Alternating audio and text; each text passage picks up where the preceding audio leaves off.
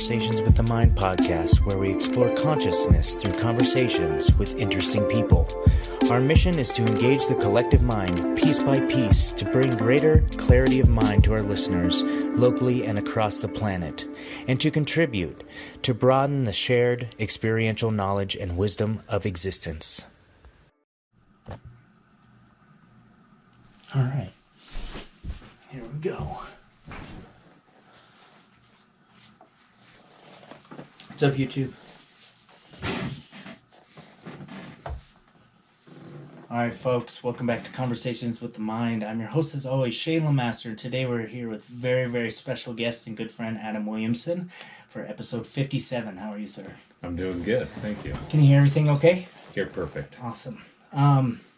So thank you so much for coming. It's so good to see you. I think the last time I saw you was just over a year ago at our wedding. One of the most beautiful weddings I've ever been a part of. It was awesome. And you've probably been part of quite a few with how many siblings you Yeah, had. a couple. So we stacked up pretty good. It was amazing. I truly mean it when I say it was beautiful. Absolutely beautiful. I've told so many people about it, and when I explained the whole body slam, they're like, wait, what? And so I have to go into my pictures and be like, check this out. Like, this really happened. Yeah, when my wife hip tossed me right after we both said I do, right in Yes. front of everyone. Yeah, that was fun. I planned that whole thing. I planned the whole wedding. It was amazing. It really was. Never in a million years when we were kids would I tell you, like, Adam, one day I'm going to be a wedding planner. And I think it turned out pretty good. It did. It really turned out great. Good. So welcome to the new podcast studio. And welcome to our new place where we're at. And it's been a long time, man. It's good to see you. Yeah, you too. Thanks for having me. Mm-hmm. So the first question is the same question I ask everybody, and that is, what does Conversations with the Mind as a phrase mean to you? And I mean, like, how does it land with you? When you hear it, does it have certain visualizations that come up in your mind when you hear the phrase Conversations with the Mind, and what does that mean? You know, I've never been asked that before. And I think that the first thing that comes to mind, pun intended, right, would be that it just is being sincere and genuine and having a conversation that is with the first things that come up to your mind right away. What comes up, what's said, is two friends having a conversation. And, you know, when I think of the depth of what that can look like, it just is not only the sharing of memories, but it's the conversation that is as genuine as it can be, because I think there's a lot of times where people have conversations that are scripted and more of saying what somebody wants to hear, and what I mean by that, coming out of the recent career I was in, it was working for a large corporation and being a spokesperson for, 23,000 people in 152 locations in Colorado. And while I was genuine, I also had to be scripted in the sense of making sure to protect the company that I worked for. So in any light, to segue away from that, it just, to me, when I think of Conversations of the Mind, it is being sincere and genuine in the conversation and just speaking right away from the heart, the mind, and just being an open book. I totally can relate to your point about having to almost put on like two different versions of yourself, right? I just started a PhD program this year, and I'm learning. I haven't experienced it yet myself because I'm trying to be as authentic as possible, and so far being received much better than I thought I would. So thank God for humanity. No, but I'm hearing stories from people about, like, once you're a PhD, once you start publishing and creating new knowledge, like, you have to toe the line a little bit. You have to follow certain rules, and especially if you work for a university, like, if you're out there at conferences and things, you no longer just represent yourself, but you also represent the entire university, and if you misrepresent them, you're putting your whole livelihood at risk, right? So, but then on the other hand, like, I hear you saying, like, how much you enjoy just sitting down with friends and having, like, a pure, true, genuine conversation, and how that feels different. I'm wondering, like, is it possible to have both? Can you still have, like, that pure connection. I'm thinking of your old role, as the face of King Soopers and Kroger. Like, you still get to interact with people in the public, right?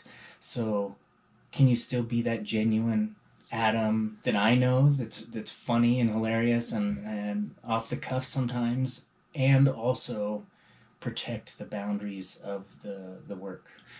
Uh, Great question. I think you can. And I think that what it comes down to, and what we all need to learn at times in different times of our lives, is listening to hear someone or listening to respond, right?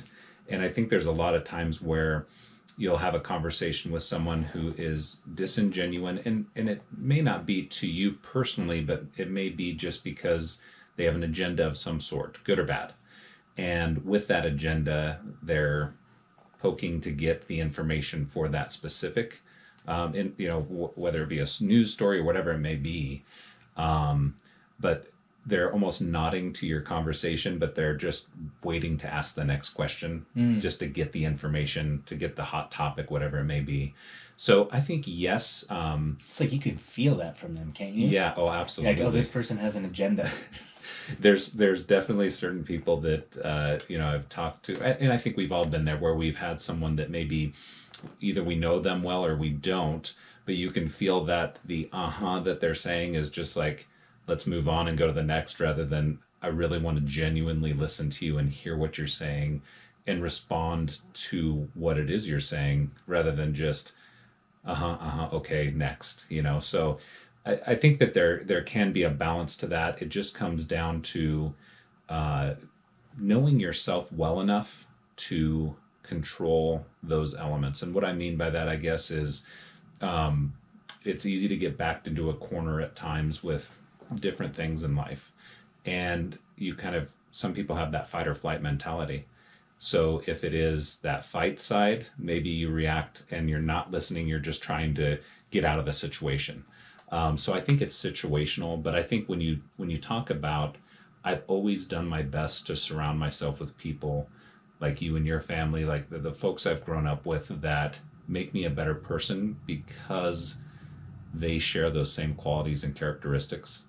And there's traits that they have that I want to echo in my life. And so I think that also plays into it, is just surrounding yourself with people that truly bring out who you are and know who you are, and can immediately call out when they see that you're not. They'll be like, what was that? And you're right, here's what but that's what's great about surrounding yourself with people like that.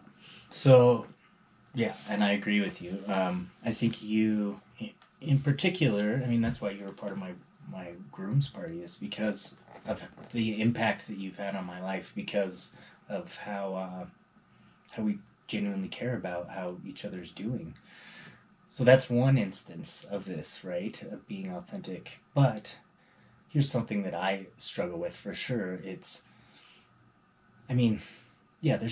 So maybe I'll contextualize it afterwards, after I get your genuine reaction to this. Sure. So there's times in my life or my day or my week where I literally don't care about what anybody is going through, right? Or like people just in your day like want to open up or talk, and in my mind I'm like, and I catch myself doing it. I'm like, yep, I'm yepping them, but I know I'm doing it, and I'm like, yep, I really don't care, and I find myself still doing that, even though I know that, and I catch myself and I'm like, it doesn't feel good that I'm doing that, but I know it's serving a purpose.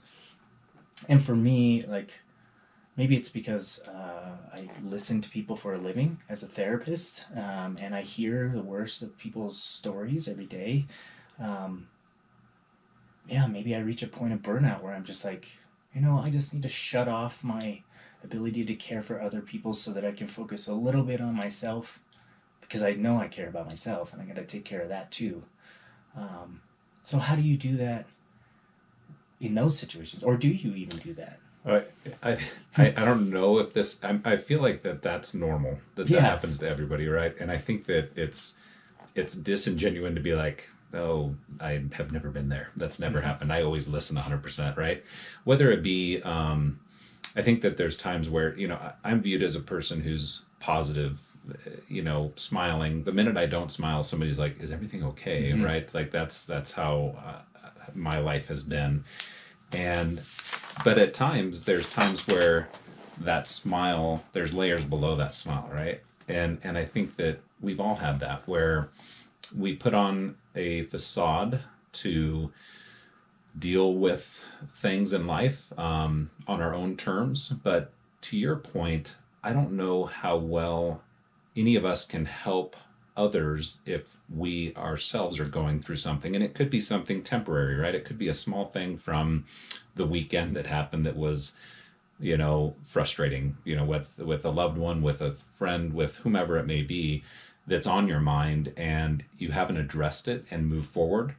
And if you haven't done that, whatever it may be, that's, I think, subconsciously there. And so there could be times where somebody else is talking about something, but that's still playing in your head.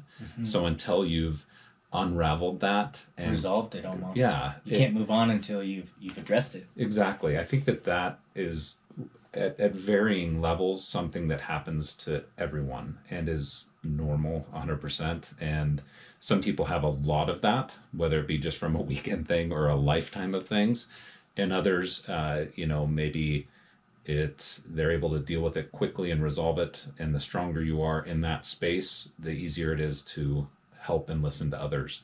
But I think that there's varying levels of that. So I think it's completely normal. Yeah, and even for someone like myself that prides himself in having been trained in the ability to sit with my own crap and all these other people's crap, it's it's still a struggle for me, and I really have to be on top of like self-care and making sure that my own mental health is in the right place. Yeah, it's crazy the facades that we all put up and the masks and why. Yeah, one thing that comes to mind just in this conversation is I also don't know if I would want to be helped by someone who hasn't had the experiences of similar, maybe it's not the exact same, but it's like having a counselor in a way that has had just the stereotypical perfect life and never had any sort of trauma or any sort of things happen, and then they're giving me advice maybe from what they learned in the text of things. But the relatability is maybe not as genuine as it could be with someone who's like, you know what, I've been through, whether it be divorce or whether it be whatever it may be. It's one of those things that I'd rather have advice from someone who is understanding of me holistically, who's known me, for some time, and or has been in that same boat Or similar. Yeah, I get that. I hear that a lot from my clients as far as they come to me and say, I couldn't connect with my last therapist. She just didn't get it. Had never been there, and I'm like, yeah, trust me, I've been sitting exactly where you are. Having dealt with addiction, depression, suicide. All these things that have happened in my life, trauma, pain, abandonment, and I can sit and I feel like I'm more effective. That's probably why it's probably why I feel as skilled as I do at my profession, because I've been through a lot of those things. Even when I was working in the jail, man, that's really when even like my outward appearance became a benefit, right? Because I'm walking around with tattoos and stuff, and all the other employees there are like clean cut, no tattoos showing, and I'm just like out, and all the prisoners come up to me and they're like, yeah, man, we relate to you way more than all these people. And so it enhances my ability to connect with people, the more authentic I can be. But still, it's hard for me to be authentic all the time and to want to really sit there and listen to everybody's concern, or what they have to say. Sometimes because, I got so much going on in my own head, but also because, I think our energy is limited. I've certainly reached capacity before, where I reach, in our field, it's called compassion fatigue, where you just have no more compassion to give to other people, and you almost reach this point of like cynicism and start looking at the human species as, like, get your shit together, people, Yeah. which is not a good place to be if you're a helping professional, or anybody for that matter. I've certainly been in those places, but I've also come out of them too. So for me, same thing. Like, experience speaks just as loud, if not louder, than what you learn in a book, like we were saying before we even started the podcast. Yeah. Well, and I think too, just being an ear for someone has a strong weight to it, right?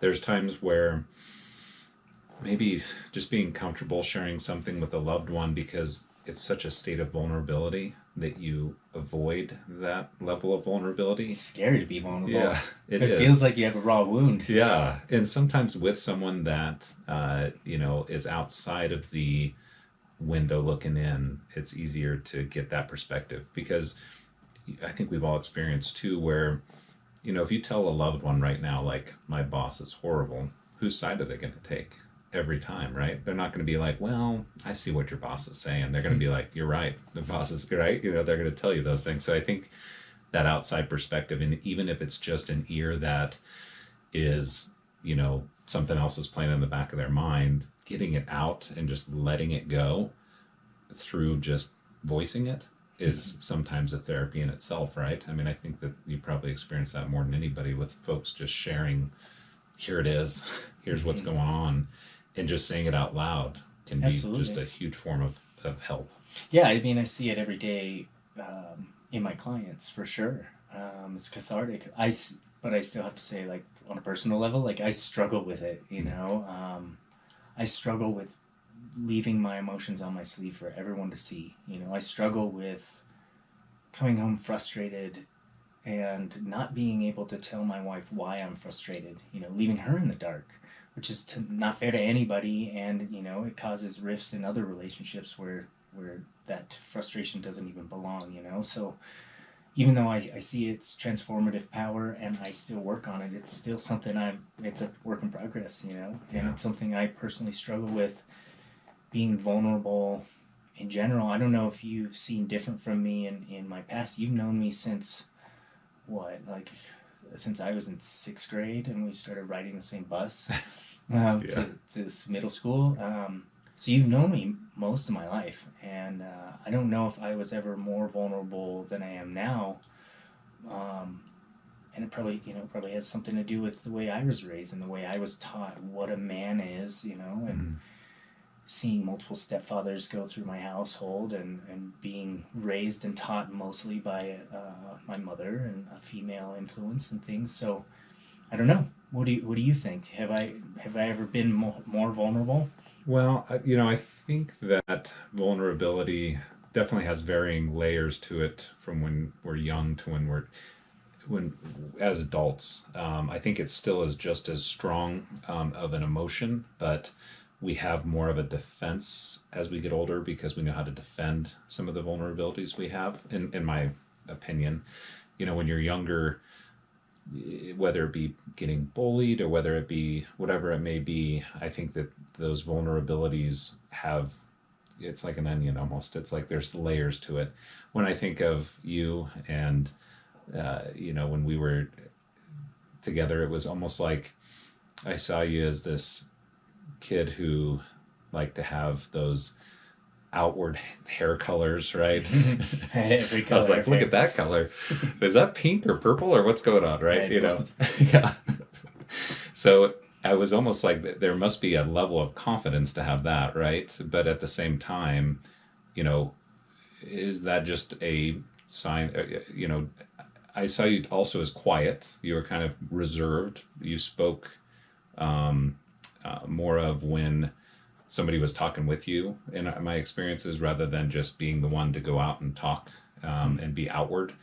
But as you got older and I got to know you more, I think that went away. So it could have just been us not, knowing each other first when we were riding a bus together, because I was like the class clown of the bus, I guess is the best way to put it. Yeah, you were the outward you would go seek those interactions with others, whereas you're right, I kind of sit back until I'm talked to. Yeah. I think I prefer, that's another hiccup for me, is I prefer talking about deeper issues, things that matter, that I think about on a daily basis, like reality and existence, and big questions of who we are and stuff. And when most conversations with others on the street are surface level, I'm like, why am I wasting my time?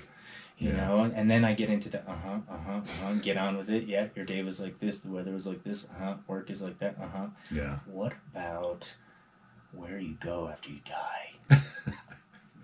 The real in-depth stuff. Yeah, right? So when someone engages me with those kind of questions, I'm like, oh, I got energy for this. Yeah. Because it's an energizing type of conversation. Other conversations that are surface level are just, I can feel it draining, So maybe that's why I've always stayed reserved in that sense.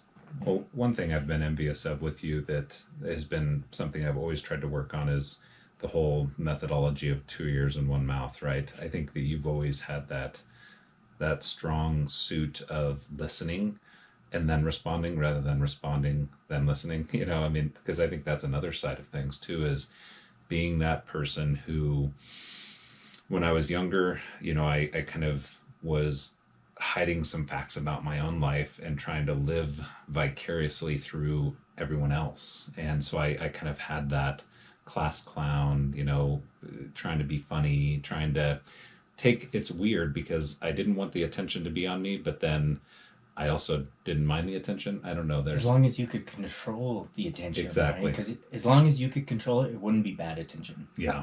Yeah. Making people laugh took them off of things that I thought people would laugh at me instead of with what I was saying and controlling that. So absolutely, I think that I was always envious of those that could sit there and be quiet and listen and respond with something, a lot more wise rather than something a lot more wise ass like I could do, because I could come up quick with, a good wise ass remark, but it lacked genuine response a lot of times. Did you get to use that wise assery in your old job as the, I did. I think that bringing levity to different situations, working with King Soopers over 20 years, I started there when I was 15 years old, and as a bagger, right? Yeah, just pushing carts. I never thought I'd be at that level of being the spokesperson for the company, being the face of the company. And were you like up on the board level or not quite that level? Well, there was boards that are for the company, but I worked with the executive team. Okay.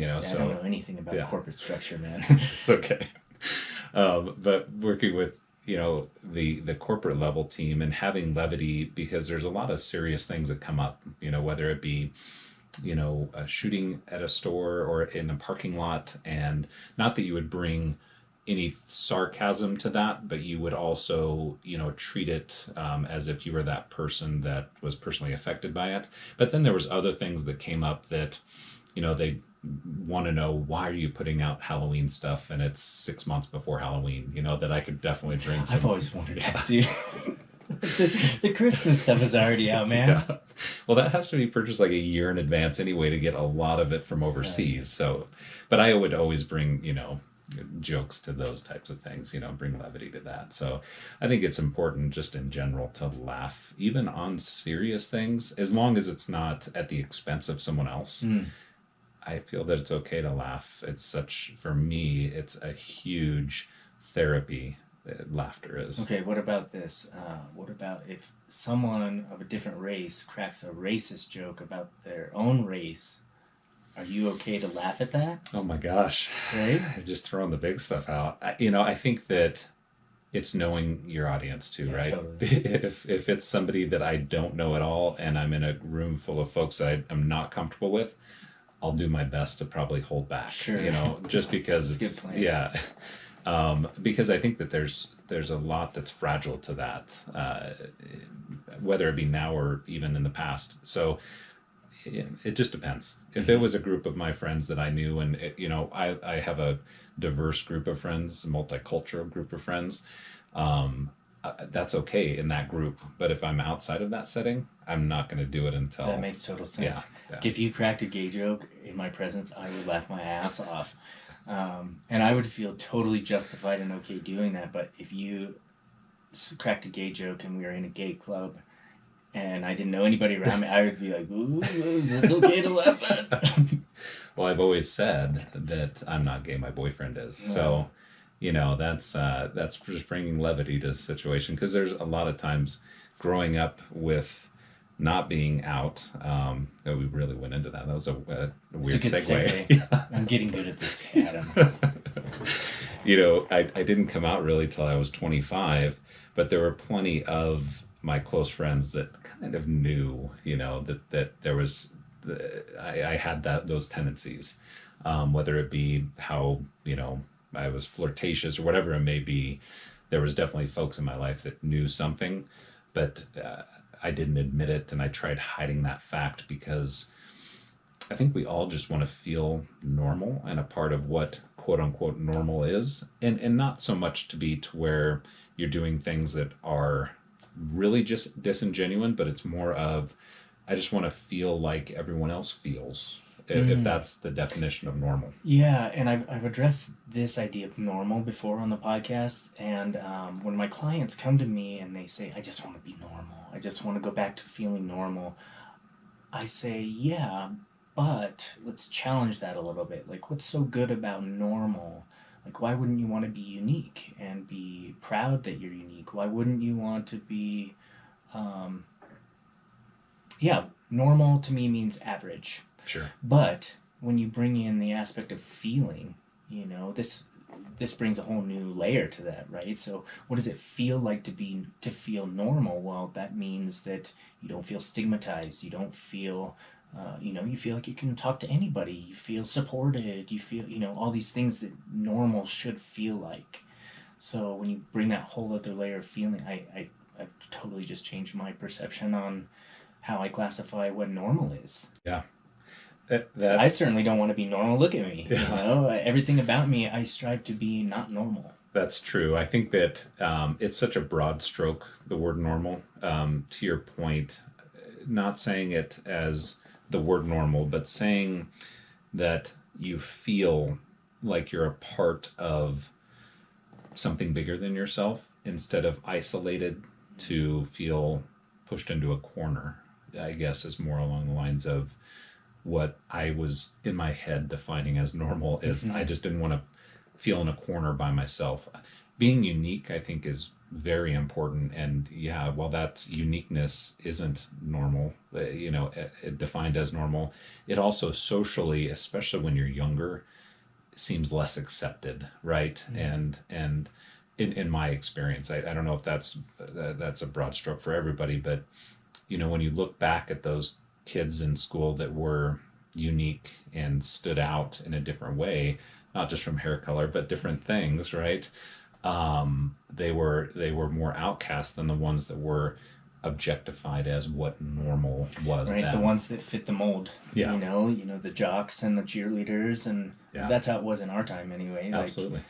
If you could be a part of that group and get horrible grades and be in detention all the time, still be popular, still seen as normal, when they were outcast in a lot of ways too, because maybe they focused on other things, or they're just as much band geeks as the band geeks were. They're just the sport geeks, right? Absolutely. And in my experience, and what I think I saw from you too, is you and I both we really tried to transcend those cliques and those groups and tried to interact with everybody. I played sports, but I also got straight A's, and I was in ROTC, and I did all these things, and you too. You went out there and you interacted with everybody, regardless of what clique they were in, and it's kind of like we saw through the bullshit. Yeah. That everyone was real stuck in. I think that being the best way to be a differentiator in anything is to be comfortable, not only in your own skin, but with whomever you're around, right? Because to your point, there was so much of that, and I'm sure it still is today. I have a sister who just turned 18, right? So I'm 20 years older than her. And so having such a big gap, I get to see kind of the generational, and so many people our age have kids that they're seeing that, them go through those different things. And social media definitely plays a big role in different things and how people are perceived. But to be comfortable with any group of people from any background, to truly listen to them and understand them and know that the color of the skin doesn't matter, the orientation doesn't matter, who they are and what they love is really the same thing as who I am and what I love. Some people have a different way of going about that. Some people, to me, as long as you're not a hateful kind of Eeyore syndrome person, I'm going to really embrace you and have a good time. Although I do have some people that I know really well that kind of have that Eeyore syndrome of like, it's just, never a level up or a level down. It just is. But I'd rather always also have those people around me that just are always positive and bring a smile to my face like I bring to theirs, and I think that we did that a lot in school and in life. Yeah, I agree. And this takes me back to our talk on vulnerability too. Like, that's a big part of my ability to get out of my shell and talk to other people is who I'm around, right? Being around you and being around like Noonan and Jeff and my brother, like, you guys carry or help me carry the space differently than when I am out there on my own, right? So when I'm around you guys, I have more confidence. It's like two minds against the world instead of just one. Yeah. It's who you surround yourself with, and are they adding to your life or are they taking away from it?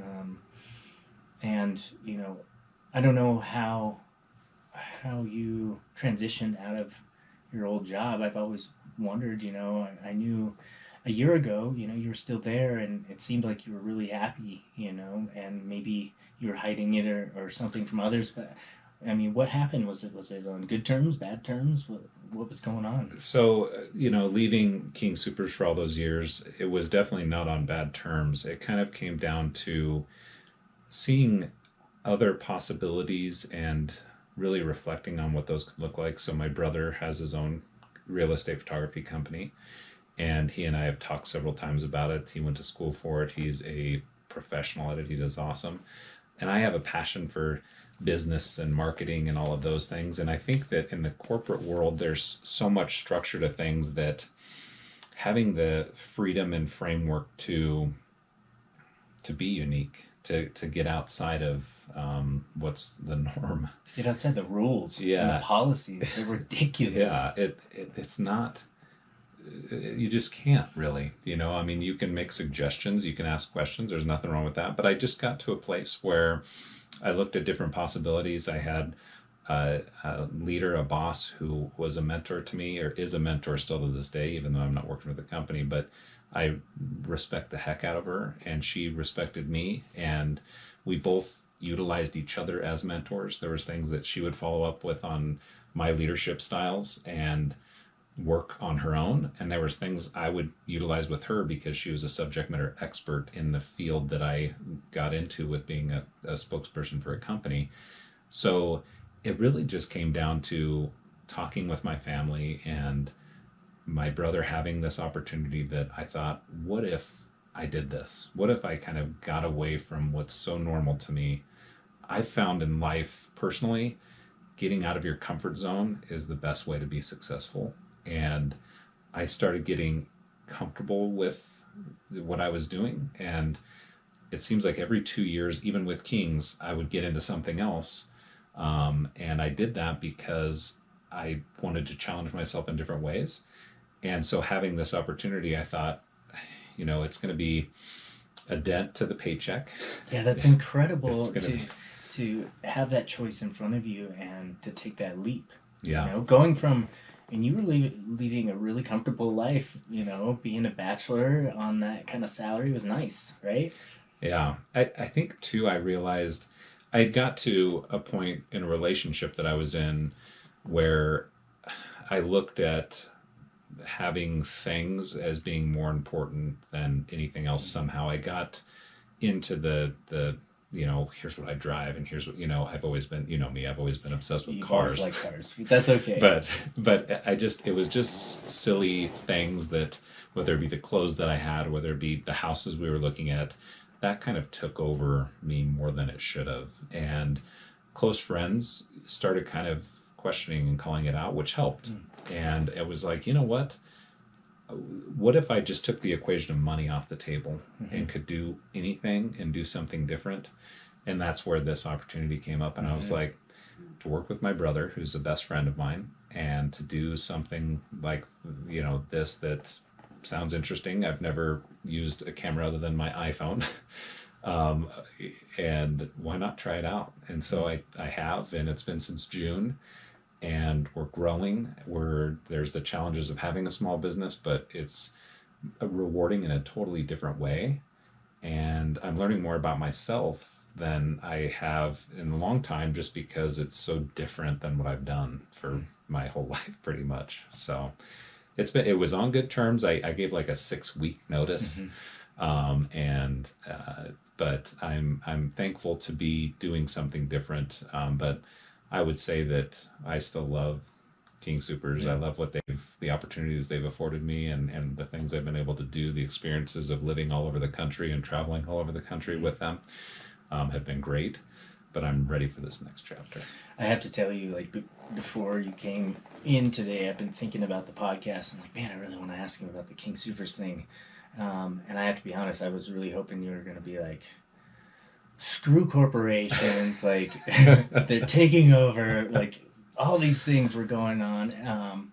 Even though I love King Supers, it's the only grocery store I shop at. They're great people, but it wouldn't matter what corporation you came from. Yeah. I just wanted to jump at that. But I'm super, at the same time, I'm even more happy that it was on good terms. That's the best way to go out. And continuing to have that relationship with your mentor is also amazing. I got to ask you, though, because I don't have any experience with corporate America, like, what is it like working in a corporation versus working in a small business? I'm sure they're structured completely different. I've worked for, like, large mental health agencies, and my experience is that the bureaucracy, the red tape, the documentation, the policies, all these things that come with bigger companies are really burdensome and not to my own taste. And I've much preferred being in private practice and having freedom and creativity like you are experiencing in the small business. Here's the analogy. This may be a horrible analogy, but this is what I've experienced with it. When you're younger, you want to be older. When you're older, you want to be younger. Yeah. Well, every big business started out as a small business, right? Every small business wants to be a big business. They want to have a lot of profit. They want to have, for the most part, they want to, grow. And so I think that what I learned in the big business side, yes, there is, a lot of, there's the politics of things. There has to be so much structure.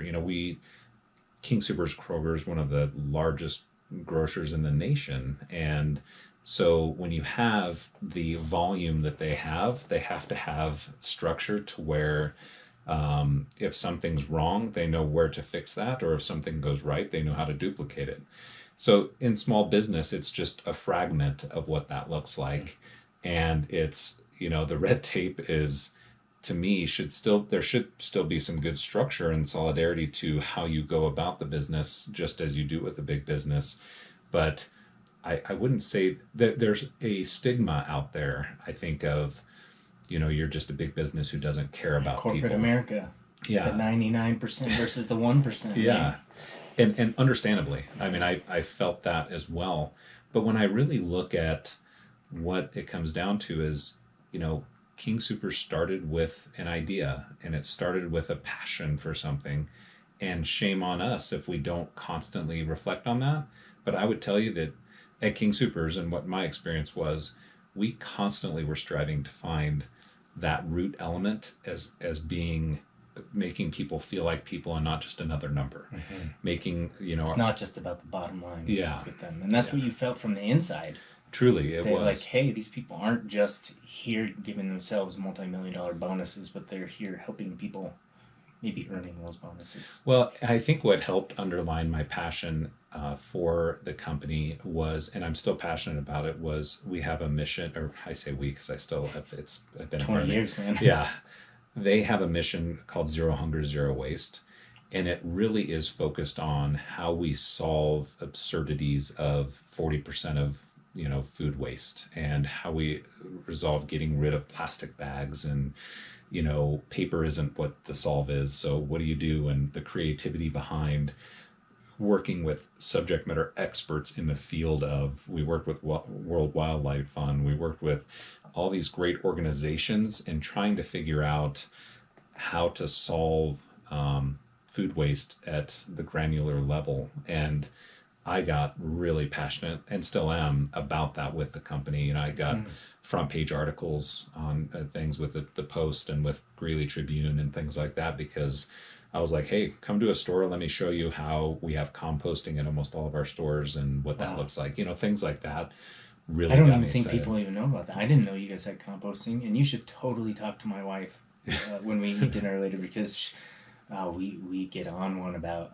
food waste. And we restaurants too, man. And I mean, we have so much food. We could feed the world twice over or something, but we are so inefficient with how we manage it. All sorts of things like that. Speaking of, like, sorry to interrupt, but businesses that start small and then get big, like, I think of companies like Apple started in a garage, and like Hewlett Packard started in a garage, and King Soopers was probably just one market one day, and then grew to what it is now. And I think about this podcast too, and how it started small. I was recording on a phone, and now we're a multi-global organization, and we get millions of dollars in sponsors and Emmys and Grammys and stuff like that. And no, we're still pretty small, but we're growing. And no, it's fun. It's fun to just and I have two small businesses, right? Well, this isn't really business, the podcast, but it's a small project, and I don't know where it's going to go, but I just do it because I love it, right? And I feel like it helps people. And then my small private practice, right, where I know I help people, or I teach people how to help themselves, really. But I feel that impact and that connection, on a small level, and I imagine, like, what would the impact be if I could do this on a grand scale, right? And then you were doing that. I remember going to the gas station pump one time, and they have like these TV screens in there now, and so I was just like pumping my gas like normal, and then I hear your voice from behind me. I'm like, Adam, where is he? And I'm just like looking around thinking you're at the gas station, like at the next pump over, and you were on the TV screen talking about King Soopers. And I had to watch it like 2-3 times through just to make sure I wasn't like hallucinating. I was like, holy shit, this is awesome. Yeah, it's crazy. It's crazy to see that stuff.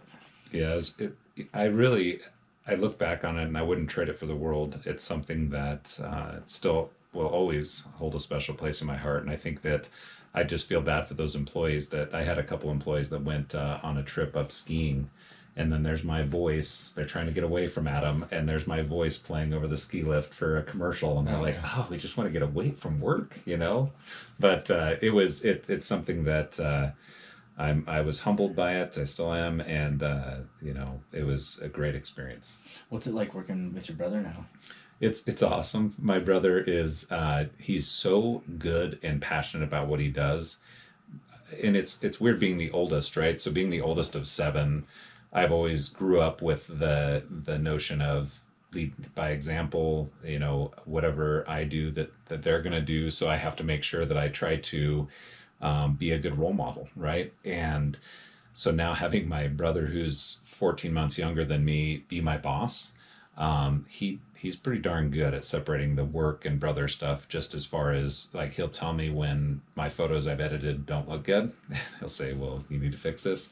But I mainly the business side, the hiring, the marketing, that's what I get to do. But there's still times where I get to do the photography and go shoot a house, and then do all the editing and turn that into them.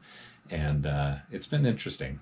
I've learned a lot about what he does, and I'm skimming the surface, but he's so darn good at it. Oh my gosh, it's amazing. So I do love it. And being able to see his wife, Holly, and they have a daughter, Aria, who's a year. She was born July 29th, so her birthday's the day after mine.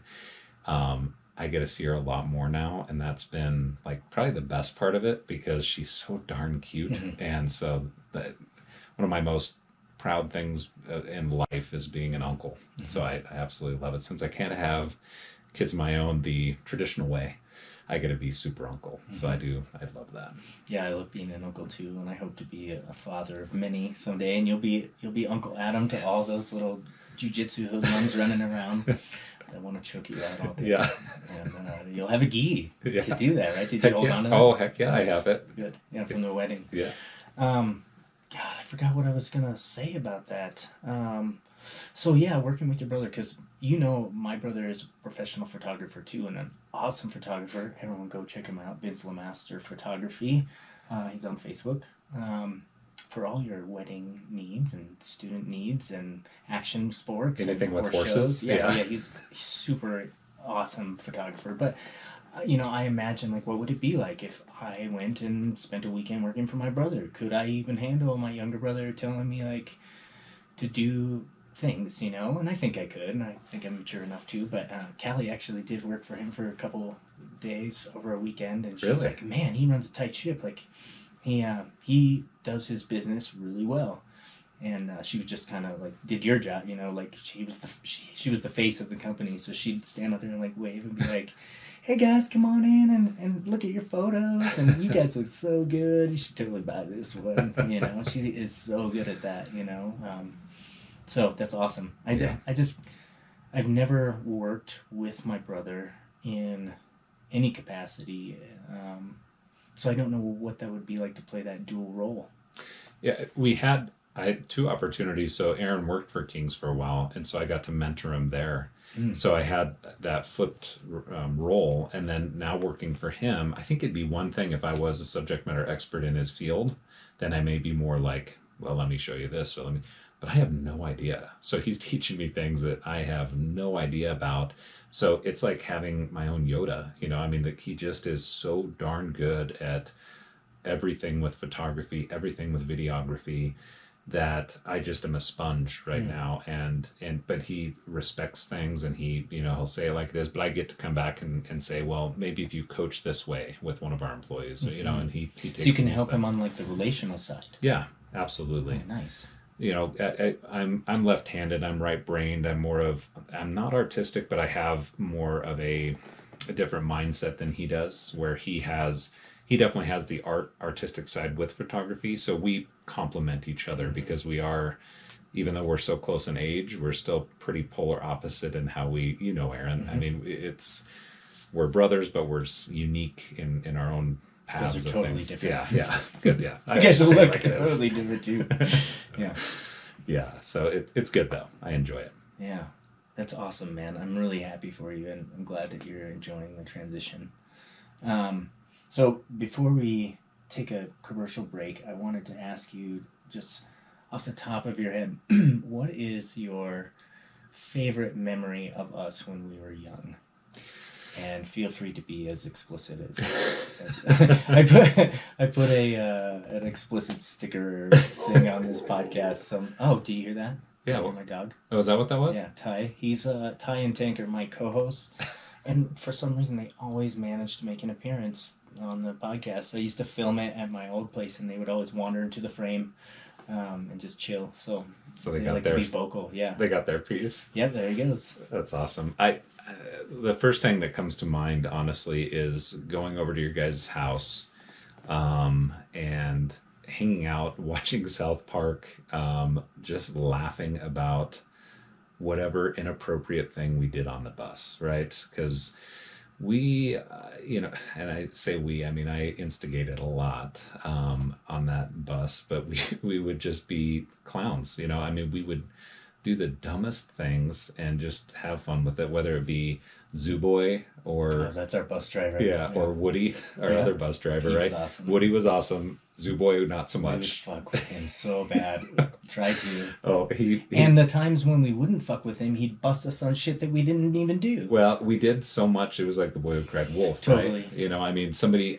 We never were into the lighter thing and burning the smiley The face or seats, whatever right? into the seats. That, yeah, we got in But we trouble got for we got blamed for it, right? yeah, big time. But at the same time, we were the ones with Adam and Michael. There was so many random things that we would do on that bus just to be stupid kids. So I remember the times on the bus and then going to your house and being in the basement and watching, South Park and just laughing about the dumbest shit, just being stereotypical boys, just being dumb about stuff. Without a care in the world. Yeah, We were in middle school and high school. And it was so much, and I remember also playing baseball at the field kind of by your guys' place and loving that too. Like it was almost like our version of Sandlot. Yeah, it was a nightly thing, and we would literally, instead of baseball, we'd bring baseball bats, but we had a stick too, in case we wanted to do stick ball and play with tennis balls. And yeah, it was so much fun. Just like get the neighborhood kids. We get Hunter down there, remember? Yeah. And like Dave and Thad and all those people from the neighborhood, and just have this giant Sandlot game every day. I miss that so much. Yeah. Those were the days. But that's what sticks out the most to me. Right on. It's good memories. Yeah. All right, we'll be back with some more in segment number 2. But here's a real quick commercial break for some business.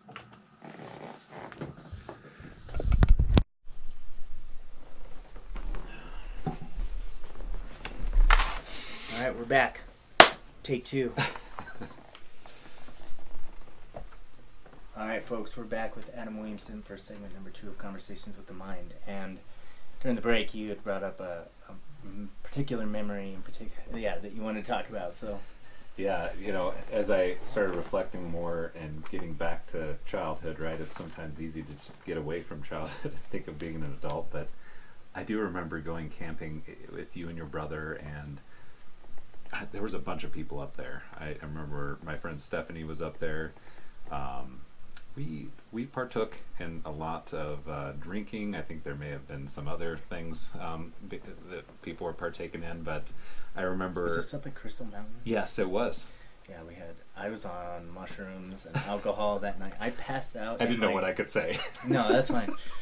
We talked about psychedelics and drug use. Okay. So, yeah, you go first, and then I'll tell you what I remember from that also. Well, there's a few things I remember. One, I remember sitting with your brother, and I think he had some weed, and so he was feeling pretty good. And we were just looking up at the stars, and he started getting, like, both you and him get where you just start asking those deep questions of, like, what if all the stars fell at the same time right now? And I'm like, what? I don't know what to think, or I don't know how to respond. I think that'd be really scary, and just laughing about that. I remember I feel like we didn't have enough room for everyone in the tents, so there was people just sleeping in random places. With random other people. Yeah. I remember my feet hanging out of one of the tents, so I woke up and I couldn't feel my feet because they were so cold. Those camping trips were so much fun. And yeah, I just remember somebody throwing a lighter in the fire and it just exploding and scaring the hell out of everybody. I remember a group of us were all sitting around the fire, and I was like, I have to, go pee. So it's easy for us guys. So I just go walking out in the woods, but I walked far enough to where I could barely see the flicker of the fire, and then I just went over to the side and laid there and listened to you guys, and just the conversation that was going was funny. But I don't know if it was you or your brother was like, "Where's Adam?" And somebody was like, "Oh, I think he went to go pee." And you were like, "Yeah, that was like 10, 20 minutes ago." And so then you guys start looking around for me, and I think, what if he got ate by a bear, and I'm laying there laughing. Then I'm like, what if there's a bear out here? So then I'm like, well, I might as well get back with the group. But those times too, I remember just having a great time with you guys. I think that party was like my going away party for military school. I think so. And I was working at the car wash and got one of my friends who was 21 to buy us like so many cases of beer. Way too many for a group of 10 of us. I think I had like 15, 20 cases of beer for the 10 of us. Yeah. And mushrooms and weed and some other things probably, but yeah, it's just like a weird amalgam of people from work and school, and I remember I had my Jeep then, my black Jeep with the subs in the back, so I had it like popped open and listening to music. I remember being so drunk that I went into my car to change the CD out, and then I woke up like 2 hours later, passed out in my front seat, like reaching for the radio, and my arm's still there. I'm like, oh yeah, gotta change the CD, and my car battery was dead. Yeah. By that point, I remember the next morning climbing up a really tall tree and yelling at you guys from like 30-40 feet up in the air. I remember kicking a cooler like extremely long distances up and down that dirt road, just messing around in a hungover state. Yeah, I remember fun things like that. Those were We good were times. idiots. Oh God, we still are, but you know, we were out of control idiots. Now we're in control idiots. Or are Ish. we? Yeah. We like to think so. Yeah. Yeah, man, we had some really good memories. Are there any for you that stick out from? Yeah, you were my first exposure to porn. For sure. That sticks out to me big time. And that's actually one of the major memories or influences in my psyche that I think, I don't know if it blocked me from recognizing any of those signs that you were talking about that other people were noticing, that you acted different when we were younger. Like I didn't know that you were gay until you actually came out. I was like, holy shit. But then after that, I wasn't like super surprised either, you know? But I think it was that experience, like when we were literally in middle school and we had access to the internet, but no like color printer. And back then it took like 10 minutes to print one picture, and you were like, oh yeah, guys, I'll print you guys tons of pictures. And you just gave it to us. I'm like, fuck yeah, dude. You know, as a middle school boy, that's like free porn. That's awesome. Yeah. You know, and it's not pixelated and shit like that. So that's what I remember the most. Is because for it's, you know, as taboo or whatever it is to talk about that in society, that's an experience that all males, and I don't know, maybe all females probably go through too. Your first exposure to sex and pornography, and Sure. it's an important formative experience. And yeah, I don't know. Yeah, I think that it definitely was a mask for me, because I remember it was a friend of mine who introduced me to it. And then he was like, here's where you go to get it. And I'm like, oh my gosh, like this will definitely keep people from figuring out anything, right? So you used it as a tactic almost. Like, did you do it consciously? I don't know. I think that it was like, it was also kind of that so taboo thing that it felt, you know, because being a rebel, being rebellious, you know, that's why I had my piercings and, you know, my tongue pierced and all that, because I just wanted to be rebellious in some way. Because I grew up in a family that had structured religion to it, that kind of, you know, frowned upon tattoos and piercings and colored hair and all that, and I was kind of the black sheep. Turned out I was the rainbow sheep. But it was one of those things that I felt like it helped me have that release. Sorry, rainbow sheep. Yeah. Sorry, I gotta get used to I didn't know using you this had these thing. cold. Yeah, no, I forget. So like when you tell it like 30 seconds later, like fuck, the joke is already over. Yeah, that makes it almost funnier though, like just to do that randomly like 10 minutes after I say something stupid. Sorry to interrupt. So okay. this really structured family, being the black sheep. Yeah, and that's what got me into, you know, people that know me in the professional side of things are always shocked at like what music I like and what things, you know, because I'm such a huge fan of like Marilyn Manson and all that. But it was because growing up, I was told that anything with any connotation towards evil or towards sexuality or anything like that is bad. So it made me want that more, because I was like, well, why would that change who you are when you really are who you are? Listening to music, is that going to make you be someone else? I never bought into that, but I also enjoyed the music so much. So when people that know me have known me for a long time but don't know like my music passion, and I'm like, oh, if Marilyn Manson's coming, I can't wait to go to their concert, and they're like, what? Did you go to his concert? Oh yeah, so The last Pepsi year. Center? No, I did not, the one with Rob Zombie. I was gonna recently. say, Callie and I were at that one last year, and I got to touch Rob Zombie, dude. He did it. He does like a lap around the whole Pepsi Center, and he came right up next to us. I was like, yeah, tapped him. Like, holy shit, he's alive. No, it is a great show. First time seeing Manson too is like one of my bucket list things. Check. Yeah, he's unbelievable. Are you And going to Tool?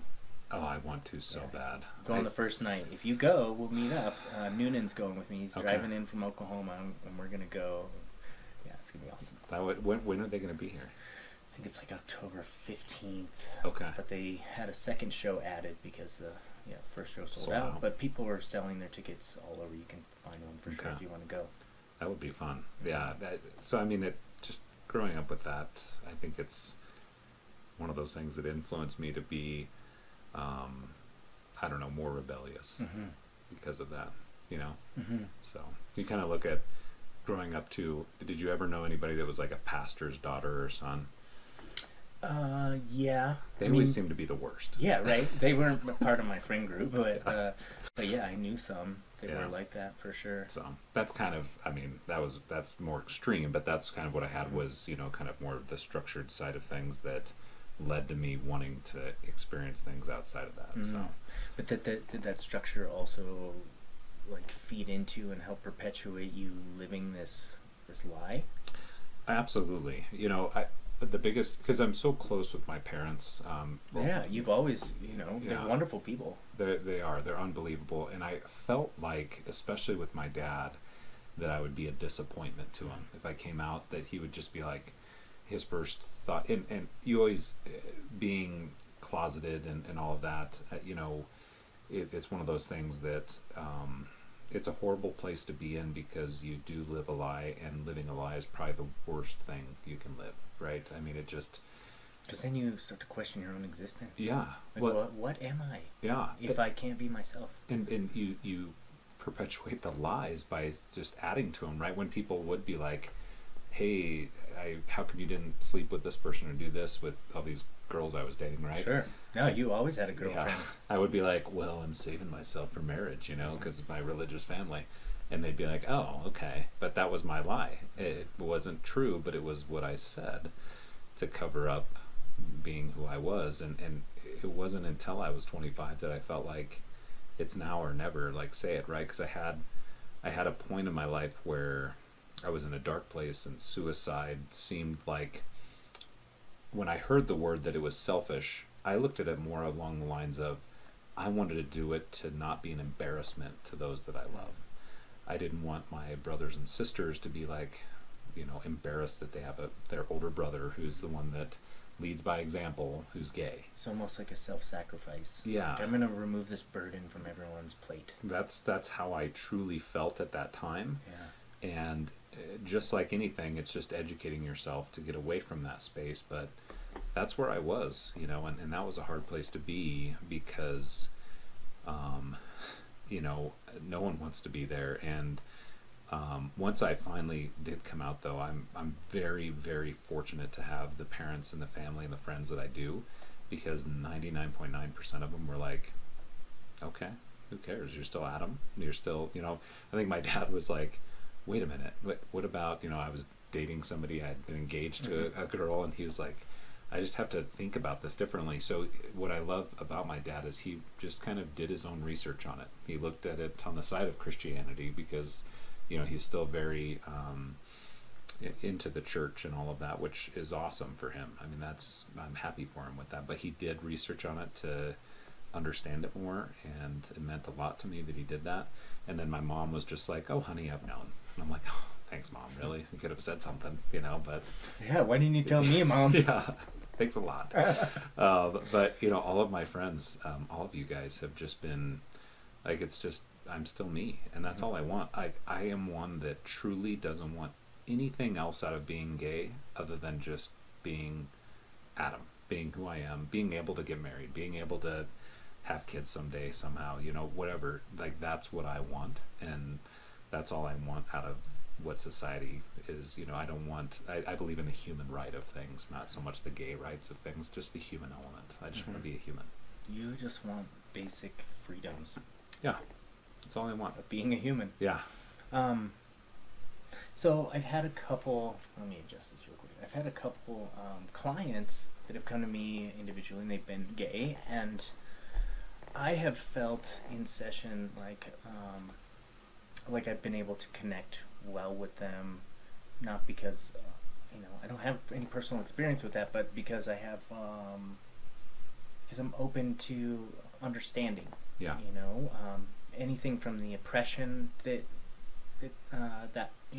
all of, there's so many categories now these days, but there's oppression throughout all that. To, I try and understand, and almost none of them have come back after the first session. And I don't know if it's something about me or something about them and their comfort level, and there's no predicting, and I can't go back and ask them, but it's just something interesting. And so, I'm always trying to understand life and consciousness and reality from other people's perspective. All I have is my own to go off of. And what is it like for someone like you to go through life? I mean, you deal with prejudice. Do people treat you differently? What are some of the challenges you go through? Are there benefits that you experience? What is it like through your lens as Adam? Yeah, one thing I like about being gay is that I get better parking. No, that just kidding. It's like, where are those parking spots? Yeah. I'll pull a Chuck and Larry. Yeah. Yeah. That's right. Yeah, fake it. I think what the main benefit really isn't being gay, it's being who I am, regardless of what that is, right? And I think that I haven't had any, or I've had very, very few instances of somebody being hateful towards gay people in general, like using the F word, the fag word, things like that are, I grew up with almost this understanding of saying things like, oh, that's so gay, and it was normal, right? Totally. But there's some people that take offense to that, and I just it's hard to offend me. You don't get caught in the semantics either. No. Like, you're like, I know what they really mean. Yeah. I'm not gonna take that personally. That's exactly it. And I think the people I love are ones like you, ones like the people I surround myself with that educate themselves around it, right? That say, hey, I don't understand it, because the majority of my friends are straight. And so there's such a strong understanding through my friends and through the circle that I'm lucky enough to call family and friends that just, are like, okay, I guess it's just like having another friend who's straight.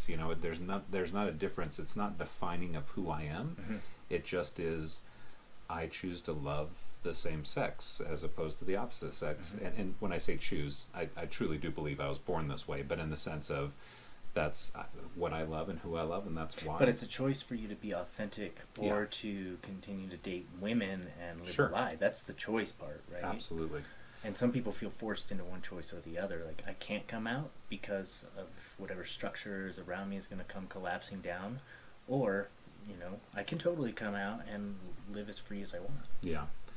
I think that there's certain stigmas to it, but just like anything, whether it even be racism or whatever it is, it's mainly the lack of education or people being open to educating themselves about it, right? I think that that's what it almost always comes down to, is having an open mind, truly. I'm not like anybody else. I'm unique, but at the same time, there's other people who are going through something of some sort. I would say, as a gay man, I don't understand transgender. I don't understand it at all. I'm not comfortable with it, but I don't hate it or anything like that. I haven't educated myself with it. I don't know anybody personally. I guess in my previous relationship, there was a family member that is transgender, but I didn't know them really well. So I almost relate that for people who are straight that are like, I don't understand homosexuality. Right, because they all get lumped in together, like GLBTQ or Yeah. and then the letters keep adding on. Yeah. But that's not fair to lump everyone together, right? Because you don't understand the plight of the lesbian. You No. don't understand the plight of the transgender. Even within a gay community, like there's cross-dressers and drag queens and different types of and you don't understand necessarily different people even within the same subset, right? Yeah. So that's really interesting. But still, society, I think, why do you think we classify them all together just because it's easier to I don't know. It is definitely, I'm learning about this in school, it's definitely easier for smaller groups to have a bigger voice if they band together for a common cause. Sure. Even if they don't share all the same ideals, it's often way more powerful than just one small group standing up at a time that can get squashed. So I see that point. But also I see infighting within the group, and like who's going for what rights, and this group doesn't care about marriage and this group does, and you know. Yeah, there's definitely a stigma within just from what I've heard and what I've not so much personally experienced, but mainly what I've heard. But I don't know why it's all classified as it is. I just know that I just am happy to be who I am, just as everyone should be happy to be who they are. And I think that the worst thing people can associate with homosexuality or with that realm is, I've heard people say and be naive enough to say, well, then where's the line? What if somebody loves an animal? What if somebody loves whatever? And I'm like, oh my gosh, like let's not go to the extreme. Yeah. I love Furbies. I might be Furbisexual. No, I'm just kidding. I haven't said that word in so long. Right, Furbies. but another group that I just don't understand. Yeah. I don't understand cosplay. Oh, that's true. Those are real, aren't they? Yeah, people that like dress up in the giant I don't understand panda and like animals, and then they just go fuck each other in anonymity, and then go back to the conference. Yeah, I don't judge them, to each their own, but I mean, yes, there's these extremes, just like there are in anything, right? I just don't like any comparison to an extreme, right? It'd be like, there's the other thing too, where somebody could be like, well, I don't want you to be around my kids because you're gay. And it's like, don't ever associate pedophilia with homosexuality. That's like the worst feeling ever, because you don't want to be classified with that. Do you think so that's what I think that they were associating? Because I think sometimes people may get stuck up in the morals too. Like, I don't want someone who my church sees as immoral or a sinner being around my kids. Yeah. Maybe not go as far as the pedophilia, but you were there. Like, I wasn't there. Yeah, you felt that. Like, that's terrible. It's just when somebody they say it indirectly. They may be like, well, I don't want my kids to be around that type of stuff. I don't want them to be around gay people. Like that to me is the most offensive thing. But I think that there also is, because it'd be the same thing for a straight person to be like, well, I don't want you around my daughter because you're straight. Like, what's the difference, right? That to ever be classified in that same breath is the most offensive thing you can be associated with.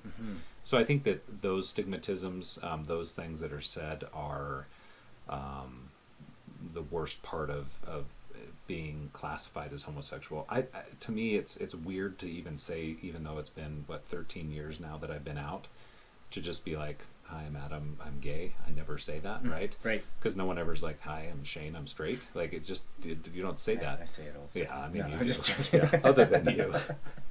But at the same token, it's one of those things to where I just want it to be like, oh, this is Adam, and then, oh, I heard him say something about a boyfriend. I didn't know he was gay. Well, good for him. Whatever, right? Move on.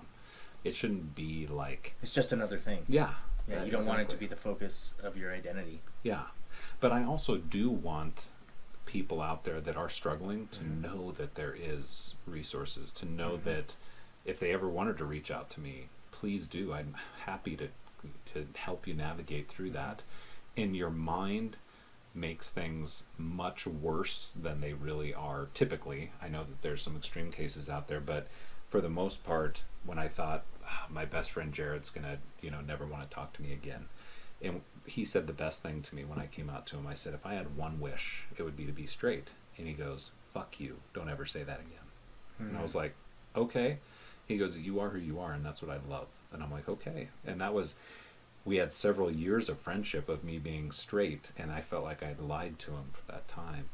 And him and his... He said, how dare you not follow who you really are. Yeah. He really cares about you. Yeah. So it was one of those things where I was like, oh, you're right, but... Did you have to say it to me like that, bro? I was like, ouch. We were at like a Chipotle. It's a little harsh. Yeah. Look, I'm not hungry anymore. Thanks a lot. Yeah. So that's a question I have for you too, because it's something that I've dealt with on my own path. Is what is our internal struggle with how other people label us and I place an identity on us, right? So you don't go around saying I'm Adam, I'm gay, but I'm sure some people who remember you are like, oh yeah, it's that gay guy we met or whatever, right? Sure. Same thing with me. Like, people meet me and they're like, oh, he's just that tattooed guy with cauliflower ear, or that guy with the man bun. It's not a man bun, folks. It's a top knot. Thank you very much. But like, people, like that kind of thing. Like, I deal with this internal struggle too, just like everybody. How do I cope with how other people view me, how other people label me, how other people stereotype me? Do I just let it all go and just focus on me? Does it have some validity? Should I integrate some of that? Like, how do we navigate all that? Good question. I can just say, for me personally, I've come to this realization: as you get older, you get wiser with certain things, and I think I've realized that people who play, like, we all have little judgments, right? The first impression that somebody makes on us is a symbol of judgment in a way, right? Absolutely. But at the same time, I've also come to the realization that for those that label us or have, are stuck on bringing up certain things, whether it be that tattooed guy, that gay guy, whatever it may be, it's because deep down there's something with them, right? It's almost like they're trying to do what I used to do, was change the subject or curve around whatever ailment or element of their life that they're not comfortable with by making fun of or doing whatever to somebody else. The reason I have come to terms with some of that is because I've been in that place for so many years, to where I just kept, even when I was younger, making fun of gay people, because it made people think, well, Adam would not be gay because he makes fun of gay people, like, duh, right? So it's almost like, if you have someone that just judges you based on how you look rather than getting to know you, they're doing that because of something internal in them that's an opportunity. Totally. So it's almost like, I just look at that now as, man, if there's something I can do to help you, I don't know what or at what capacity, but I'm here. And if you want to judge me for those things that are outward, or those things even that are internal with me, there's obviously something with you. And I look at someone like my dad, who is my biggest mentor in life, and he has none of that judgment in him of calling somebody out and constantly bringing them up, because he's so comfortable with who he is, and he's so, I don't know, he's like I have him on a pedestal because of how good he is at what he does in life. He's so strong alone that he's so good in relationships and so good with my brother and I. And so I think that I just turn to him and his wisdom of, if there's something going on with somebody and they don't want others to know about it, or they want to hide it in some facet, then they're going to outwardly make fun of others or judge others constantly to cover up their own crap. Mm-hmm.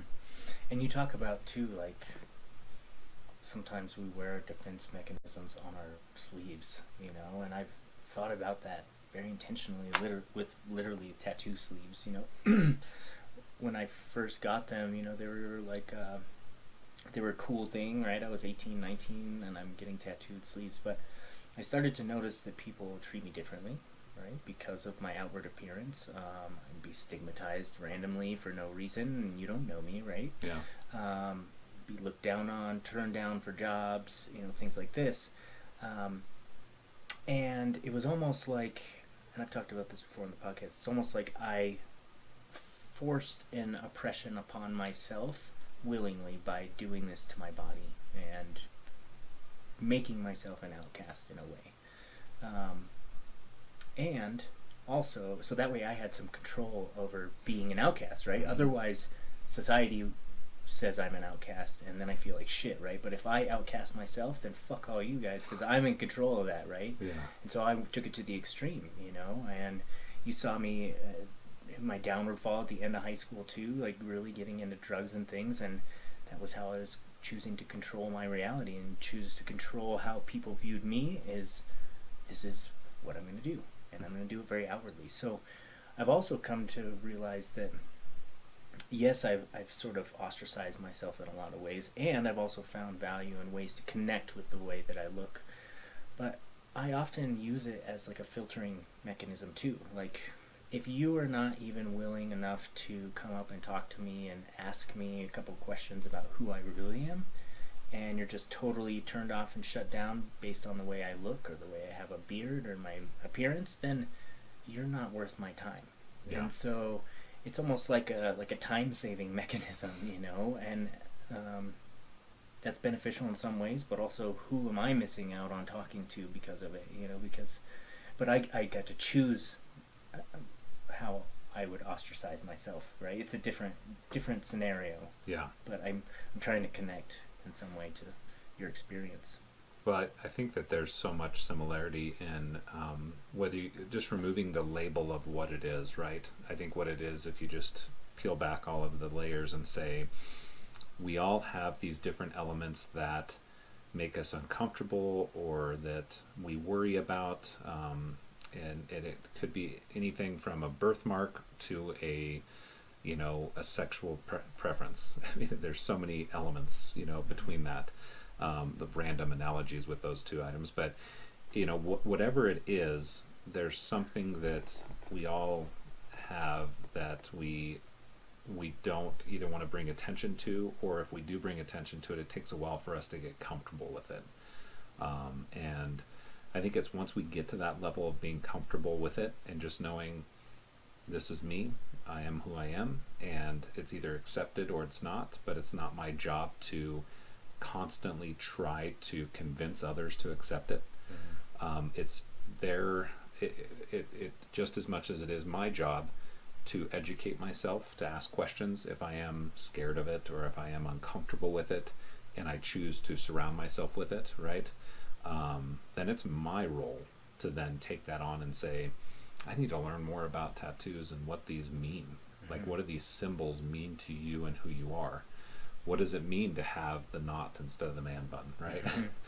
No, totally different context. Yeah. The top knot has spiritual connotations going back hundreds of years, whereas the man bun is some ridiculous haircut that guys wear. Hey, but don't make fun of it. You never know. I mean, I don't have hair to do that. I have a 5 head, but I think that it is one of those things that is educating yourself about what makes that other person who they are, and once you know that, then you just have this level of comfort with people in general. And I've always tried to have that, and I've succeeded more than I've failed, but I'm sure with those failures it was because I did just put up that wall and I was like, you know what, whether it be I don't have the time or I don't want to make the time, is what it comes down to. And I've probably missed out on some relationships, but I think the other thing in life I've realized is you only have a bandwidth for so many really strong relationships, right? You can't spread yourself so thin, because there's those times where my true friends are the ones that it can be a year, 5 years, 10 years till we see each other, but it's like yesterday when we sit down. And then there's those ones that are not as close of friends that it's like, you didn't text me back last time I texted you. I don't feel like talking to you anymore, right? So again, I think it's just building up that core of people around you, and then in your profession and how you help people, as long as you're not putting up that wall to someone that is wanting that from you, I wouldn't think you would ever do that. But it's more of maybe someone that comes up to you that is treating you different. Yeah, it's more like, if someone's paying me for the service of listening to them, I give them that service. Sure. I'm trained in being able to put my shit aside. When it comes out for me is more like if I've spent 8 to 10 hours in the therapy chair all day long listening to stories, and being in that reflective listening, active listening mode, and then I come home, say, and Callie just wants to tell me about her day, I'm just like, I don't care. Don't stop talking. Or not just her, but with anybody, go to the gym to train in jiu-jitsu, and everyone there is like joking around and stuff. I'm like, let's just fucking train. Shut up, and it's nothing has to do with them. It's all me, and just like, man, I reached that level of burnout. But I like how you said it really is about seeking out and doing research and trying to understand what other people are going through, doing the research and how important that is. And I'm wondering, how in your life, because it can be flipped around the other way, right? Seeking understanding for other people opens you up to all these great things, but it also starts with you. Like, you need to seek within yourself understanding of who you are and how you fit in with this whole thing we call reality, and what is the mind and what is consciousness, and those big questions. So what are you doing in your life to gain knowledge of self, new understandings of self, and new experiences for growth in your own life? One of the biggest things for me is what we talked about earlier, kind of the 2 ears and one mouth thing. And one thing that I've started doing consciously is listening more and just saying, okay, you don't have to always be the joking person in the room. You can, because sometimes when I do that, it is trying to, if it's an uncomfortable situation, make it more comfortable with it. So I do that just like without even thinking about it. But there's other times where I just need to listen and just to be there for someone, friend, family member, stranger, and just stop and listen. And that has, I've probably been doing that now, working on it for the past few years, of more of the listening side of things. And what it's done for me is helped me get to know people at another level, to where when I do talk to them, it's less of that, what you brought up earlier of how's the weather, and the BS conversation. Yeah, the surface level crap that everyone talks about. What's your checker say at your local grocery store? Like, that's the basic stuff. And it's more of like, hey, how are the kids and what's going on with Timmy? And so part of listening also involves asking the right questions, right? Yeah. You don't go up to a stranger and start, if you don't want to hear about their day and the weather, don't ask them about surface level shit. Like, go up and be like, dude, tell me about your life. Like, how did you get to this spot that you're in right now? yeah, And then just listen. Ask the question and shut up, right? exactly. And doing that has helped just my level of knowledge with the people that are in my life, and even those that are coming into my life, be a lot more in depth rather than surface. Because we all have some of those friends or even family members that we just know the surface because that's all we've allowed.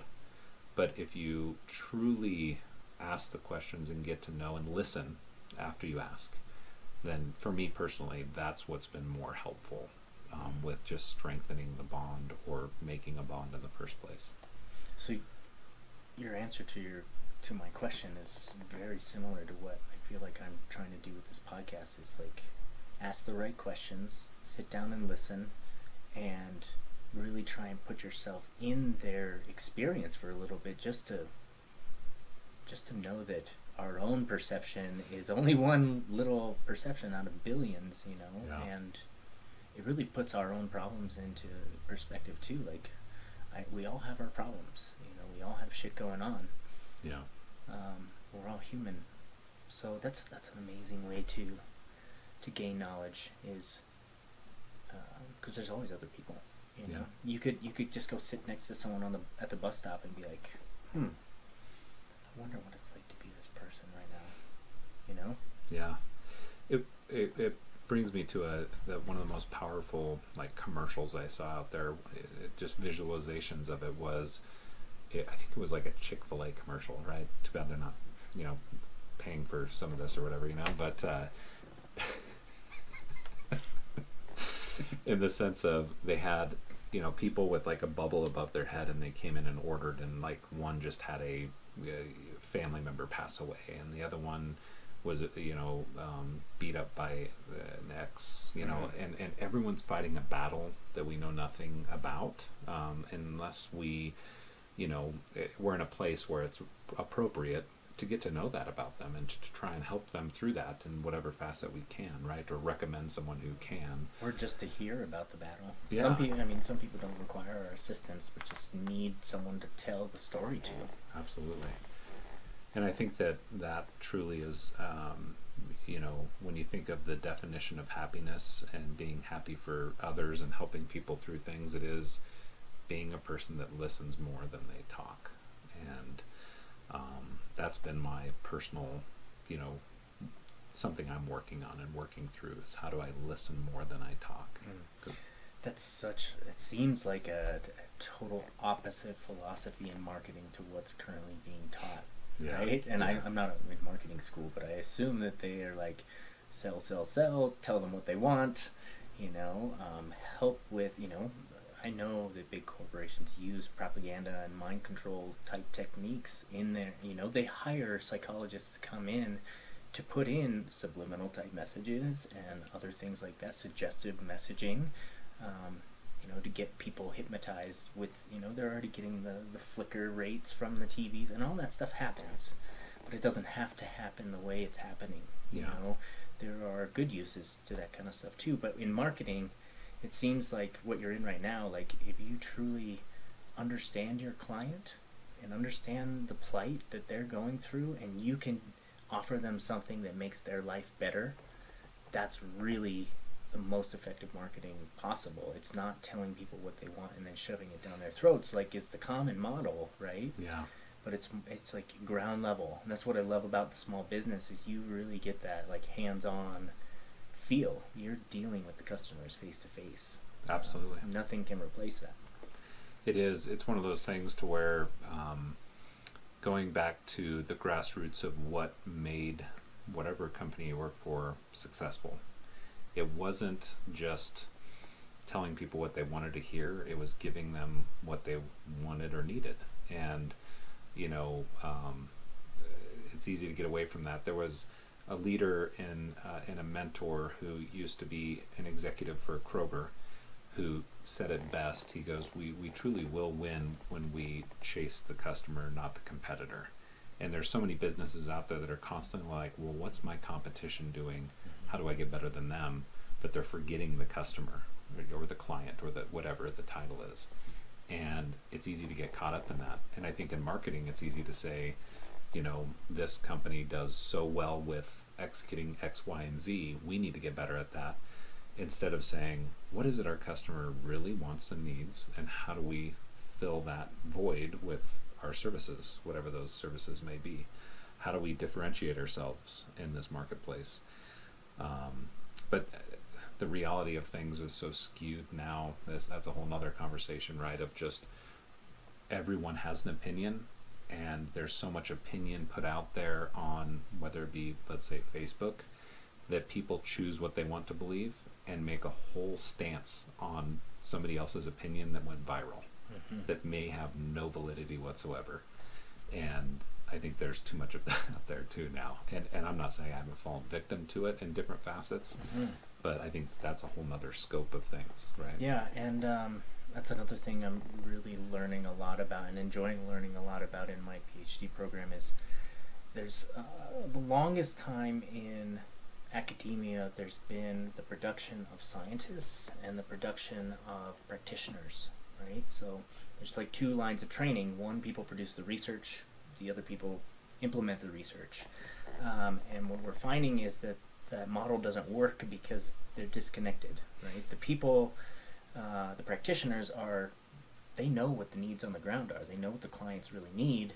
The researchers are disconnected from the clients, but they're the ones producing the knowledge that's driving the practitioners, right? And there's no two-way communication. Well, there's not effective two-way communication. So there's this new, the new generation. What I consider myself a new generation scholar is a scientist practitioner, someone who can produce knowledge, who can produce science, and run through that methodology, because it's only one out of many.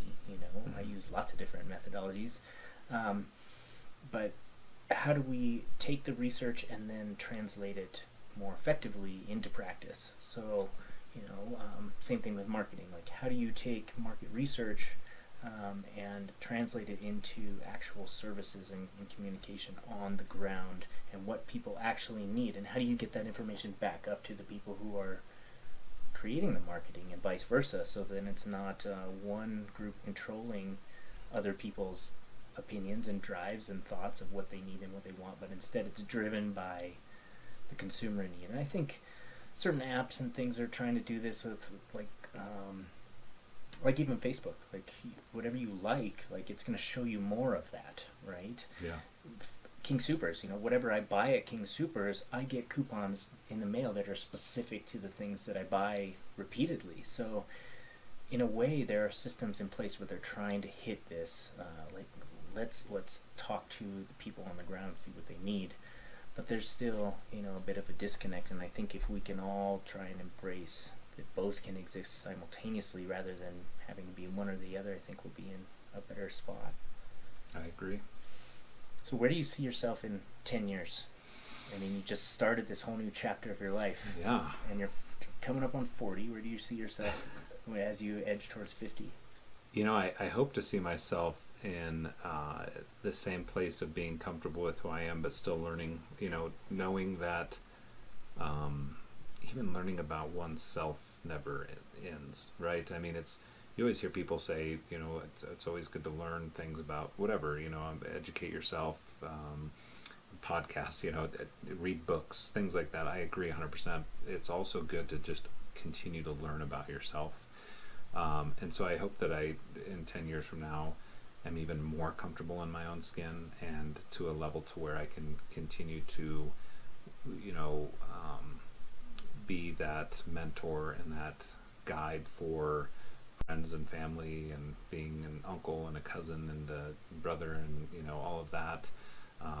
Hopefully in 10 years I'd like to be a father. That'd be amazing. If things I want to do that in a relationship. I don't necessarily want to do that alone. Not that I'd ever be alone because of my friends and family, but in the sense of just some sort of structure to my own household. Yeah, just curious, how does that fare for you in the gay community? I know being a single father raising a kid, that's like a huge plus for if you're going out and trying to find women, right? Is that the same thing in the gay community? If you go out there trying to meet a guy and you have a kid in tow?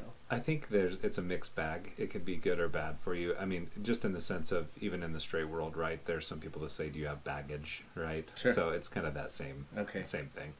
But it would be awesome to have kids. It would be so much fun to have a family and to be able to just be that mentor for them. And then also job-wise, I hope that as things move forward with my brother and this, Longs Peak Media company, that we're able to grow to where we have a good staff of employees that are out doing the photography. And, right now we're, have a certain amount of shoots, and we have a goal of getting to 10 more, then 15 more, then 30 more. So as that grows, then it can make a more comfortable lifestyle for my brother, where he's not having to work so many hours, and I'm, able to market it in business, work on the business side of things with coaching, training, and developing. So in 10 years, it'd be great to have that kind of running like clockwork and be smooth and, go from there. So that's kind of what I see. And, I hope that the world we're living in also is in 10 years plus figuring out how to that we contribute to the health of our planet and don't take away from that, whether you're on the right side or left side of that spectrum of politics. I think that we would all agree that we should do our part as humans to better the ecosystem and not contribute to wasting too much. I'm very passionate about that, so I hope as we progress in 10 years from now that there's some great revolutionary science behind it that can help with waste and turning it into get some use out of it rather than it just fill landfills. So that's what I'd like to see. Nice. That's a good hope for the future. Yeah. Let me throw a wrench in your Good. gears. I love wrenches. Okay. If you could dodge a wrench. Yeah, you could dodge it. Yeah. So if zombie apocalypse happens tomorrow, what does your first day of the zombie apocalypse look like? And I mean, what is your priorities? What strategy are you going after? Who are you going to save? Because you can't save them all. What are you doing in the first day if the world just goes to shit tomorrow? Well, I think I go to Zombieland. I start making my list of what things cardio, because Number one, cardio. Put that on there twice, right? It's a little too late to start working on it once it breaks out already. That's true. I mean, other than the obvious of trying to save the family and friends that I can, I think it would just be because I'm a person that's all about like that strategy of like trying to find out what plan to the chaos there is and how we survive and manage that plan. I do have Mormon on one side of my family, so I think I just live in one of their cellars where they have all that canned food. So just, the Mormon family, I think I'll just really all of a sudden be very interested in that. What if they need you to be a polygamous husband to a bunch of women? Could you handle that? If I'm in charge of like the repopulation element? Yeah, it's like, Adam, you have to sleep with 50 women a week in order to live in a basement. I think that for the zombie apocalypse sake of humanity, I will take Just one do for it. the team. I've got to. Yeah. It won't be comfortable. Be a bunch of awesome kids, though. Yeah. I might have to take some pills, some assistance to get that going, but you know what? I'll do my thing. Yeah. We've got to save the planet. Gotta save the planet. Yeah, that's a good plan, man. I like it. So, yeah, one last thing I want to touch on before we end is this idea of mentorship. Yeah. So you brought it up a number of times, and I know that mentorship has been huge in my life, especially because I haven't had a stable father figure my entire life, and oftentimes for male psyche, as we develop, we need a strong male influence, a mentor, a teacher, someone to teach us the ways of the world and to be a man, and I never had that. Different stepfathers going through and different attachments, and those attachments broken and abandonment and all that kind of stuff, and so I've sought my mentors from outside of the family primarily, and mostly in like my martial arts instructors, my university professors, my spiritual teachers, my counselors through rehabs, things like that. People that I see something in them that I'm like, not material, like you drive a nice car or whatever, but Yeah. I want that peace of mind that you have. And you do really good in your family relationships. I want that, and so I select my mentors based on qualities that I want for myself in my character, not based on like, you have $10 million in the bank and I want that, so I'm going to hang out with you. Although I see how some people might want to surround themselves with successful people to learn how to do that too. Sure. But yeah, I've been mentored, and struggled through finding mentors, but I've also been a mentor myself. I teach jiu-jitsu. I've mentored people through the 12 steps of AA and NA. I've mentored just family and friends through issues, so it plays a really big role in my life, and there's a lot of opportunity for knowledge and wisdom and knowledge transfer. It's very important to you too. Yeah. I think of the mentors in my life, and like you, in different elements. My mom's been divorced 3 times. I've had the stepfathers. I've had different elements there, but at the same time, I have also grown to learn that through the good people in my life and the bad people, I've learned something, right? So there's, even with people who are not a good mentor or not a good, let's just say, person in general, you can learn what not to do. And then from those that are good people and do have things that you want to emulate, you can learn what to do, right? That's what I often say about people who get on Trump's case all the time. Like, he's not my president. I'm like, yeah, but guys, he is the president, and maybe he's gonna be the thing that shows us what we don't want, and he'll be the changing factor for us, even if we don't like it, Yeah. There's so much passion there. Valuable information, to get from what we don't want. Yeah. I think that mentoring is an important part of my life, as it is many people. It just is how you embrace it and what you do with it. But I look at, my siblings, my brothers and sisters, even though my brother is my boss and he's my mentor now, there's been plenty of times, and still will be coming up in the future, that he needs my mentorship. And I think that that's a great thing and a great responsibility to have, is we all have times where each of us plays different roles in one another's life, and that can be through some sort of mentorship.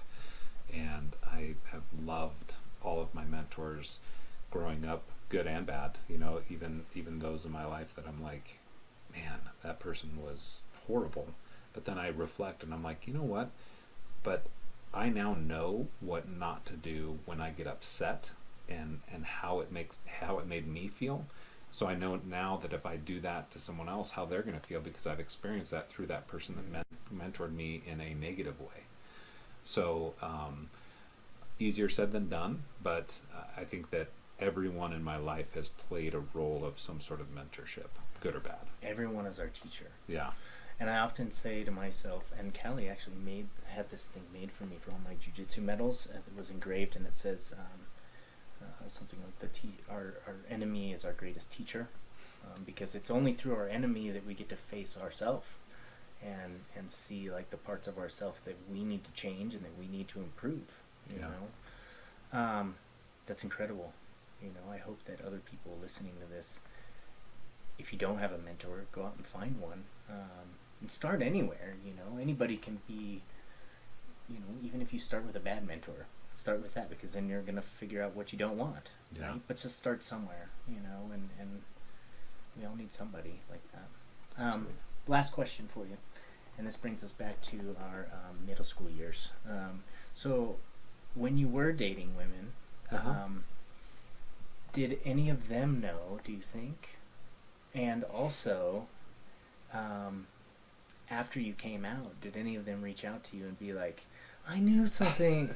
That one time I made a move on you and put my hands down your pants, you didn't have any reaction. Like, did anything like that happen? I didn't have anybody follow up like that, but I would think that there were instances with some of these girls that I dated that they were like, why? It was weird. You know how there's some people that'll say like, I don't like dogs, but that means just dogs like me even more. Have you ever heard like people that don't like animals, that animal seems to respond to them more so because they're just not giving it the attention or whatever? I feel bad saying like dogs and women. I don't mean that at all. But what I'm getting at is when I wasn't that stereotypical male of trying to get in their pants or They try were to do more things. interested. Yeah, they were like, it was almost like a mission. Yes, you know? they were interested in your disinterest. Dude, I hear about that all the time. Like, when guys try and, you know, there's these courses online where you can take in, like, this guy's going to teach you how to get game with women, you know? And a lot of what they teach is, like, act disinterested. Like, act like you don't give a shit. Like, you could do without the sex tonight and, you know, be nice, but then just ignore them. And that worked for you. Yeah. Unfortunately. Yeah. Because the nicer you were and the less you went after it, the more they wanted it. Yeah, it would, and I don't want to at all sound like I was like this player dating people or anything, and it wasn't to make them feel anything, but you know, I just was in a place where I thought that just normalized who I was. That made me feel more comfortable in my own uncomfortable skin, and that's what I was trying to do to make up for that.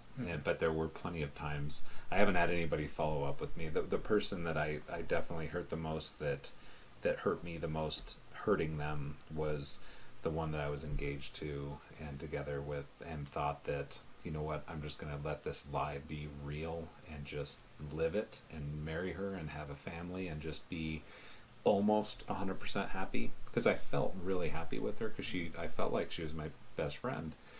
And that one hurt the most, because I felt so awful for what I did to her. And that one was difficult. But when I came out, I made sure to follow up with her and let her know here's why.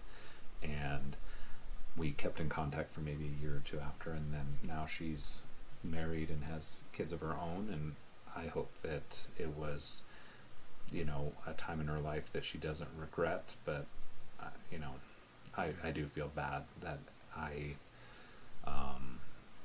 guess, for lack of better terms, used her to try to fit into what I thought my family wanted of me and my friends wanted of me, when it wasn't what either of them wanted of me. You were in survival mode too. Yeah. So I don't think anyone can place any stringent blame on you for that. You were just doing what you had to protect yourself. Yeah. I'm wondering though, you know, that was a fork in the road moment for you. You know, do I continue with this lie and go lead this life, or do I leave my truth and be uncertain of the outcome? I think in another universe, you're married with kids to a woman.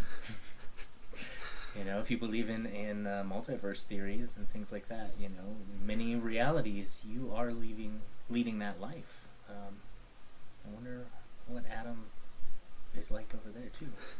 Hopefully happy. Hopefully still he's joking happy. around. Yeah. Good. But yeah, that's probably, yeah. I don't know. Well, I'm happy that this Adam is here and that I'm this happy to be Adam's here right in too. front of me. So Likewise. thanks for coming on the show today. I really appreciate it. I think a lot of people are going to get a lot from this one. This one was a really powerful, deep conversation that only two really close friends can have. So thank you, and you will forever be immortalized on the internet after this. All right? I love you, man. Thank you, buddy. Love you too. Talk to you soon.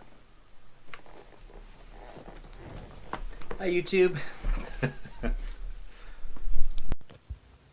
Conversations with the Mind podcast is sponsored by mindops.com. You can find us at www.mind-ops.com. We're an eclectic counseling company providing mental health and mental performance services to individuals, small and large groups, teams, businesses, military, through face-to-face sessions or at a distance using phone or confidential video chat apps. We bring a unique Buddhist Western lens and specialize in general psychotherapy for all mental difficulties, sport and performance psychology for performance enhancement, addiction counseling for any maladaptive or destructive habits, and psychedelic integration therapy to make the most from your visionary medicine work. We are available as well for corporate workshops to address the needs of your employees' wellness.